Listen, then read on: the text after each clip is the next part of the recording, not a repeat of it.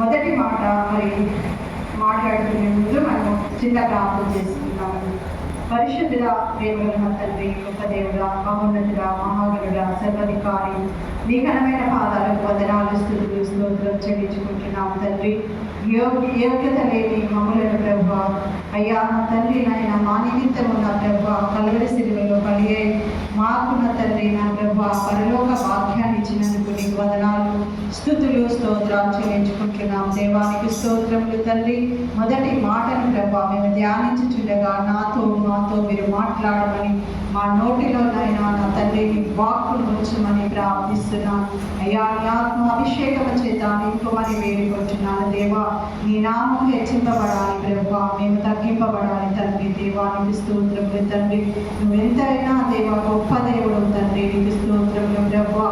ఈ మొదటి మాటలోని మాధుర్యాన్ని ప్రభువా మేము విని దాని ప్రకారంగా జీవించే కృప ఒక్కొక్కరికి దయచేయమని మా ప్రభువును మా రక్షకుడైన యేసు పరిశుద్ధ నామములో అడిగి వేడుకుంటున్నాము తండ్రి. ఆమేన్. మరి లూకా సువార్త ఇప్పుడు చదువుకున్న విధంగా 23వ అధ్యాయము మరి 34వ వచనంలో చూసినట్లయితే, యేసు తండ్రి వీరేమి చేయుచున్నారో వీరెరగరు కనుక వీరిని క్షమించమని చెప్పాను. ఈ వాక్యం ద్వారా మనం ఏం నేర్చుకుంటున్నాము? దేవుడు మనకు మరి ఈ వాక్యంలో ఏం సూచిస్తున్నాడంటే 3 విషయాలను కూడా మనము చూడగలుగుతున్నాము. ఒకటి, మరి క్షమా హృదయం కలిగి ప్రతి క్రైస్తవ బిడ్డ కూడా ఉండాలని ప్రభు చిత్తమైనది. అంతేకాదు రెండవది చూసినట్లయితే శత్రువులను మనము ప్రేమించాలి. మూడవ విషయం చూస్తే మరి మనల్ని హింసించే వారి కొరకు ప్రార్థన చేయాలి. ప్రతి క్రైస్తవుడిగా ఉన్నవారు మరి ఇది నేర్చుకోవలసిన విషయం. మొదటిది క్షమా హృదయం కలిగి ఉండడము, రెండవది శత్రువులను ప్రేమించడము, మరి హింసించే వారి కొరకు ప్రార్థన చేయడం. ఈ 3 కూడా చాలా కష్టమైన విషయాలండి. ఎందుకంటే క్షమా హృదయం మన ఎడల తప్పుదములను చేసిన వారిని మనం క్షమించాలన్నా, మన శత్రువులను మనం ప్రేమించాలన్నా, లేదా మనం హింసించే వారి కొరకు మనం ప్రార్థించాలన్నా అది ఎంతో బాధగా ఉంటుంది. కానీ దేవుని నమ్మిన బిడ్డలమైన మనము అది 3 విషయాలు కూడా కలిగి ఉండాలి. ఎందుకంటే అదే కలువరిలో దేవుడు మన కొరకు, నీ కొరకు, నా కొరకు చూపినాడు.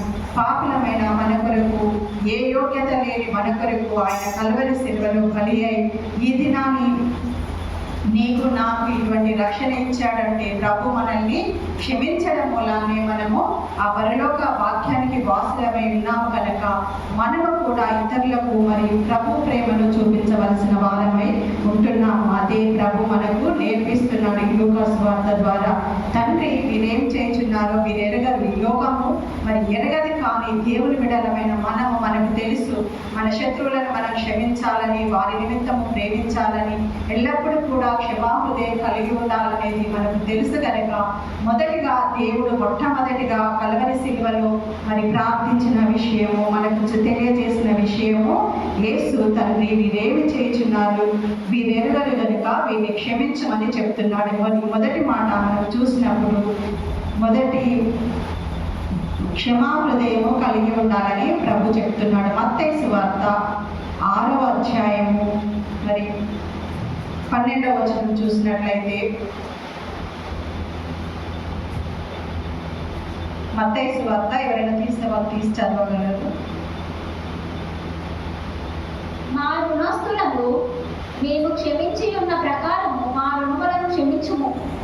క్షమా హృదయం కలిగి ఉండడం అంటే మా రుణస్తులను మేము క్షమించిన ప్రకారము మా రుణములను మీరు క్షమించము అంటే ప్రభు ప్రార్థన నేర్పిన ప్రార్థనలో మనం ఇది చూడగలుగుతాము. అంటే మన రుణస్తులను మనము క్షమించాలి. ఎప్పుడైతే మన రుణస్తులను మనం క్షమించగలుగుతామో అప్పుడే ప్రభు మన రుణములను, మన పాపములను క్షమిస్తాడు. అంతేగాని ఇతరుల పాపములను మనం ఎత్తి చూపి నేను ఎప్పటికీ నిన్ను క్షమించను, మరి లోకరీతిగా అంటుంటారు కదా, నువ్వు చచ్చిపోయిన నీ ముఖం నేను చూడను అని. అలాంటి కఠినమైన హృదయం మనం కలిగి ఉండవద్దు. కానీ ప్రభు ప్రేమ మనలో ఉన్నది కనుక మనము మన రుణస్తులను క్షమించినప్పుడే ప్రభు మనల్ని క్షమిస్తాడనే విషయాన్ని మొట్టమొదటిగా మరి మనమందరం గుర్తుపెట్టుకొని ఇతరులను క్షమించే వారిగా ఉండాలి. మొదటి విషయం ఏంటంటే క్షమాపణ హృదయం కలిగి నేను కూడా ఉండాలి. దాని కొరకు ప్రయాసపడాలి. క్రైస్తవ కర్తవ్యం అంటేనే క్షమించడము, ప్రేమించడము. మరి ఆ రెండు మనము కలిగి ఉండాలి. మరి 2వ వచనం చూస్తే శత్రువులను ప్రేమించాలి. అదే మత్తయి సువార్త 5వ అధ్యాయము.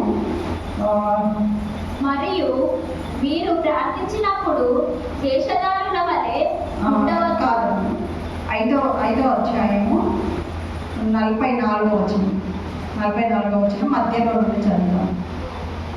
మీ శత్రువులను ప్రేమించుడి అని ఉంది.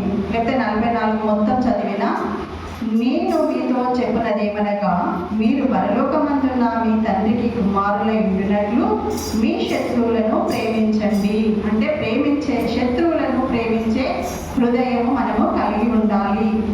పరలోకమందున్న మీ తండ్రికి కుమారులమైనట్లు, మనం ఎవరికి తండ్రికి మన తండ్రి పరలోకపు తండ్రి కాబట్టి ఆయనకు మనము కుమారులమై ఉండులాగున మన శత్రువులను మనము ప్రేమించే వారంగా ఉండాలి. 2వ దాంట్లో మనం నేర్చుకోవాల్సింది అదే, మన శత్రువులను ప్రేమించాలి.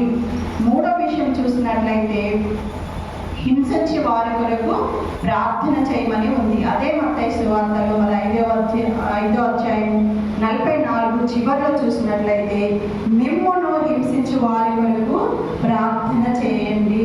ఇది చాలా కఠినంగానే ఉంటుందని 3 విషయాలు కూడా ఎంతో కఠినమైనవి. మన మిమ్మును హింసించే వారి కొరకు ప్రార్థన చేయాలి. మనల్ని ఎవరు హింసిస్తారో తిరిగి వారిని మనం హింసించకూడదు, ఒక మాట అనకూడదు. కానీ మన ప్రభు గొప్పవాడు ఉన్నాడు, ఆయన చూసుకుంటాడు కనుక ప్రభు సన్నిధానంలో ప్రతినిత్యం కూడా మరి మనం హింసించే వారి కొరకు మనము ప్రార్థన చేయాలి. ప్రభు వారిని కరుణించుము, వారి ఎడలని కృప చూపించుమని మనం ప్రార్థన చేసే వారిగా ఉండాలి. కాబట్టి వారిని మనము ఎప్పుడు కూడా హింసించకూడదు. ఈ 3 విషయాలు కూడా మరి ఈ యొక్క మొదటి మాటలో మనం నేర్చుకోవాలి. తండ్రి వీరేం చేయుచున్నారో మీరు ఎరుగరు కనుక వీరిని క్షమించమని మొదటి మాటలో మనం చూస్తున్నాము. ఆ 3 మాటలో 3 విషయాలు కూడా మనం చూస్తామండి.